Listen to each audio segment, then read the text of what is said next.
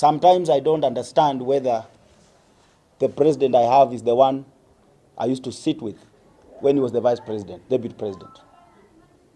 I don't understand whether the current president, Honorable William Samoei Ruto, is the one we used to sit in Karen and we discuss how the country should move forward, how the Uhuru administration has messed up the country. I do not believe it is the same William Samoei Ruto who I was sitting with when he was the deputy president. He has changed dramatically. He has become somebody else I don't even understand myself. I, in fact, don't believe I looked for votes for William Ruto. Because he is no longer the person I thought is going to be. I wanted a president who is caring. I wanted a president who is listening. I wanted a president who will put health workers and all workers in Kenya, all workers on the table, and ask them, what problem do you have as Kenyan workers? How can we move this country forward together as Kenyans? But the president we have today is the one who is coming to make pronunciations. I'm going to increase NHIF 2.7% for the employer and the employee. I'm going to increase 6% NHIF for the employer, for the employee. And yet in the public sector today, all public servants are covered in one pension scheme or the other. We have lab trust, we have lab fund, we have public servant superannuation scheme where the civil servants belong. Why do you want to bring again 6% on top of this? NHIF is an act that establishes a pension scheme. Lab fund is established by an act of parliament. Public servant superannuation scheme is established by an act of parliament. We should have been conducted, and those NHIF should only apply to people who do not have a pension scheme. And not others who already have pension schemes. When you look at NSSF administrative structure, the administration of NSSF takes over 50% in administration. And that is where you are saying you want us to add them 12% so that out of the 12%, 6% goes to administration. There is no pension scheme in the world that administrative costs should go above 2%. And NSSF is a DC scheme.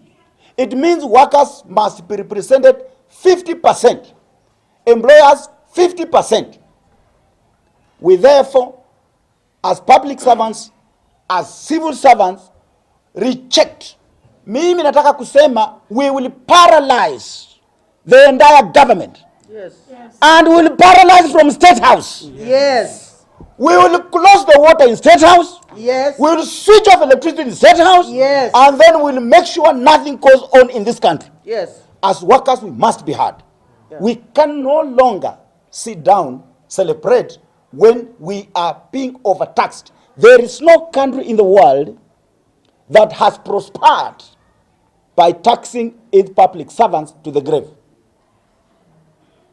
When you overtax employers, you are simply chasing away investors. Yes. How then do you expect to create jobs when you are chasing out employers?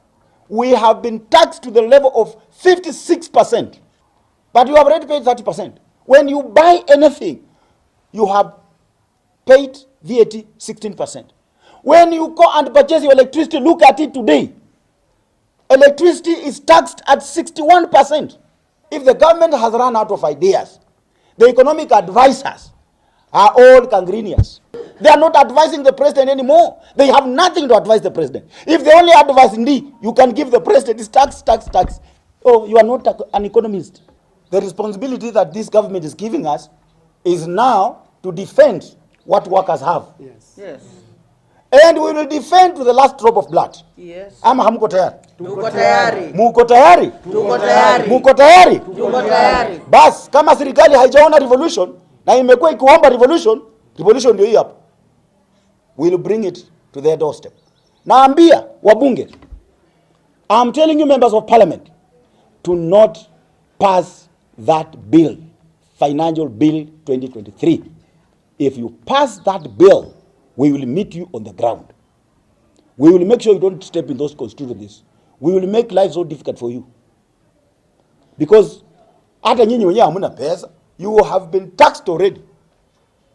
Please, Parliament, the Senate, we are requesting you to not pass that draconian, archaic, I don't know even the language I can use. Do not pass that bill, Finance Bill 2023. Yes.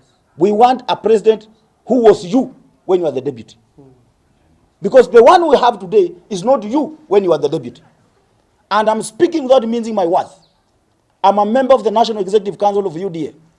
I'm the National Deputy Chair in charge of programs. That cannot stop me from doing my work. I'm employed by Kenyan workers to work for them, to defend them, and to fight for them. Yes. Si ni hivyo? Yeah. Si hao ndio wanalipa mimi mshahara? Yeah. Mimi silipi na chama. Mimi nalipo na wafanyakazi. Sasa my friend William, kama unataka vita ya wafanyakazi tuko tayari.